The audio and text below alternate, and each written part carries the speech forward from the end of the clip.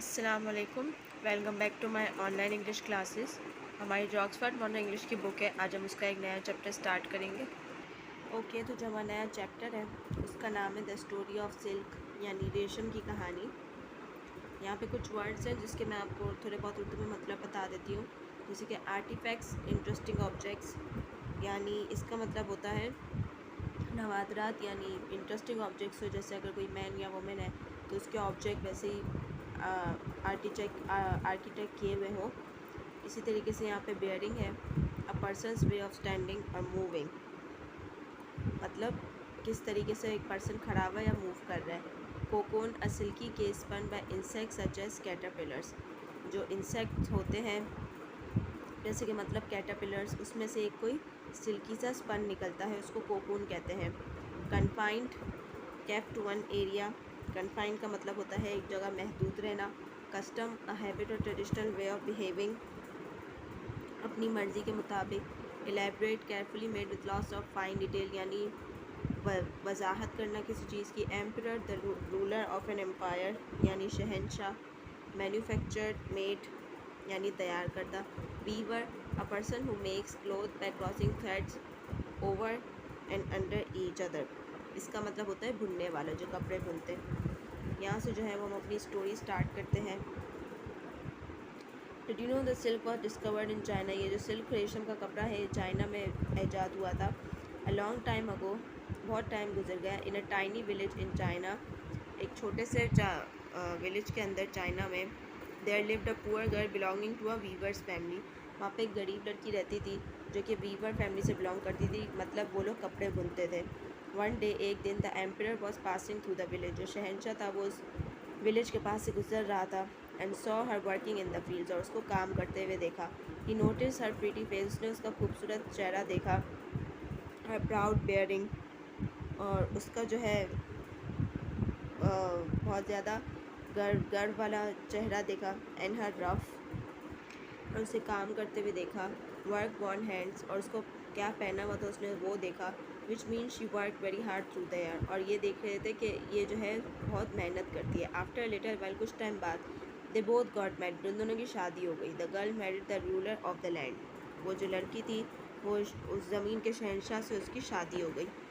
And went to live in his palace as his beloved queen, और फिर उसके जो है महल में रहने चली गई एक क्वीन की हैसियत से। बट शी वॉज अनहैप्पी, लेकिन वो खुश नहीं थी। She had grown up in the wide open spaces of the countryside, वो ऐसी जगह पली बड़ी थी जो कि खुली खुली थी कंट्री साइड की। And now she was confined to a place, और वो फिर एक जगह पे महदूद हो गई थी। मैग्निफिसेंट थॉट इट वॉज, लेकिन वो शानदार तो बहुत था।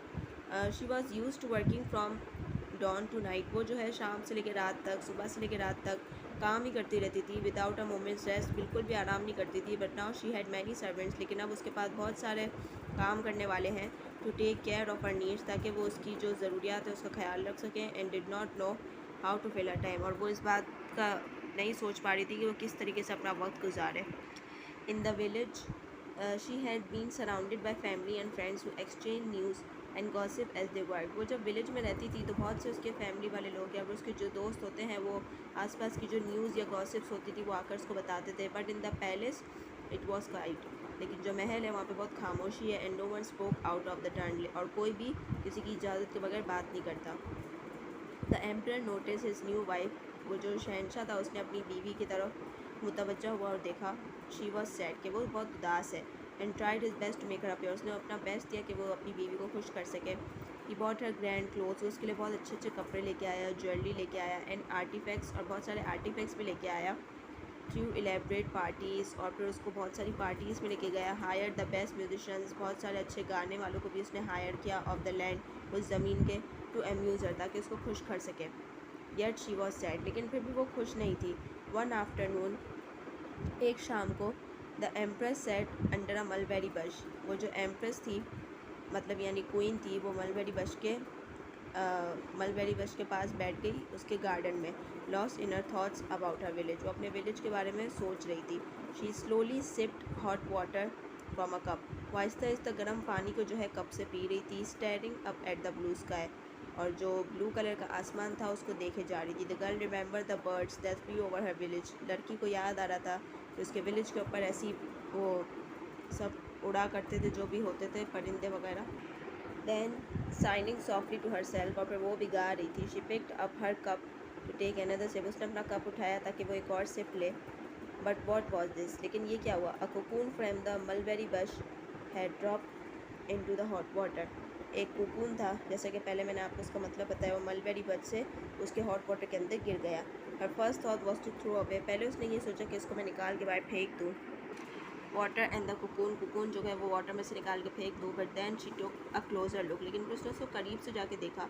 And she saw some threads peeping out from the cocoon, लेकिन उसने देखा कि कोकून में से थोड़े से धागे जो हैं वो निकल रहे थे। Where had they come from, उसने सोचा कि कहाँ से आने। शी पुल्ड द थ्रेड्स, उसने धागों को खींचना शुरू किया।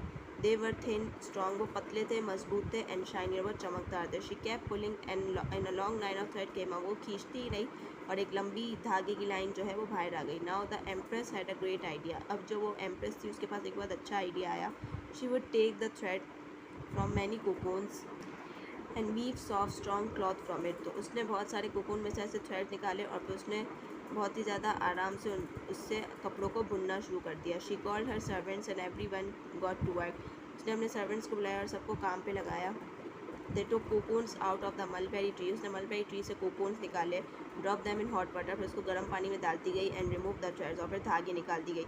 They gather a fair amount of yarn, और फिर उसने जो है एक बड़ी अमाउंट में सब इकट्ठा कर लिया।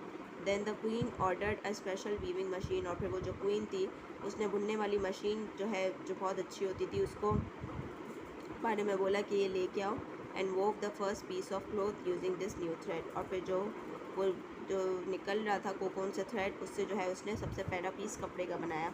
This was how silk the best and brightest form of cloth, ये जो है सिल्क का कपड़ा था जो कि उसने बनाया। वॉज वीव, जो कि उसने बुना था। The manufacture of silk spread through out China, ये जो कपड़ा है शानदार ये सिल्क का, ये चाइना में ईजाद हुआ है। It was the cloth that only royalty could wear, ये कपड़ा सिर्फ वो था जो कि जो रॉयल लोग थे वो पहन सकते थे। And was much in demand in lands, और जो वो ज़मीन थी वहाँ पे इस कपड़े की बहुत ज़्यादा डिमांड थी। एज फार एज रोम, रोम में भी बहुत ज़्यादा थी।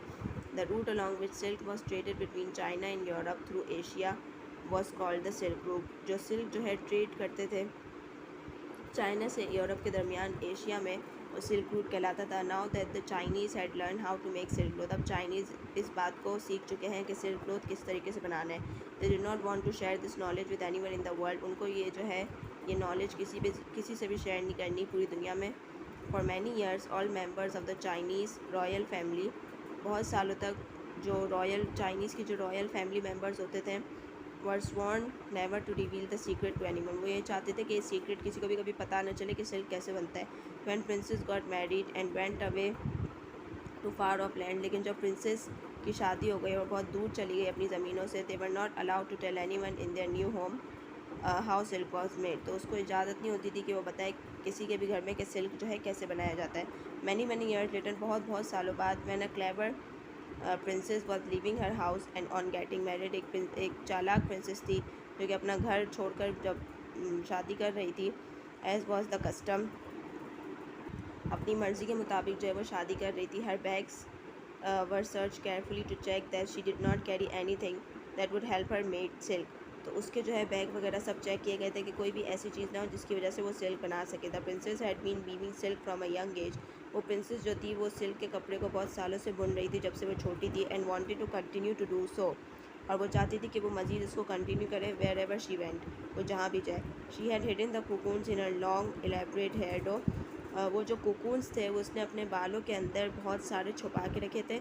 No one thought of looking there, किसी ने भी सोचा नहीं कि बालों के अंदर कुछ चेक किया जाए।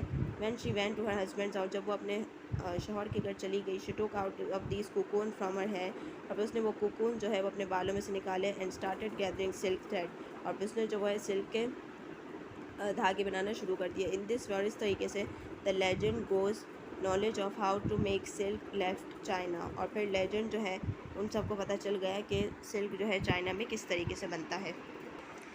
ओके, तो ये जो हमारा चैप्टर है ये आज हम यहीं तक ही रखते हैं। इसकी जो एक्सरसाइज है वो हम इंशाल्लाह नेक्स्ट वीडियो में करेंगे। अगर आपको वीडियो पसंद आए तो इस वीडियो को मस्ट लाइक एंड सब्सक्राइब कर दें। If you want more videos and daily videos from this channel. Thank you.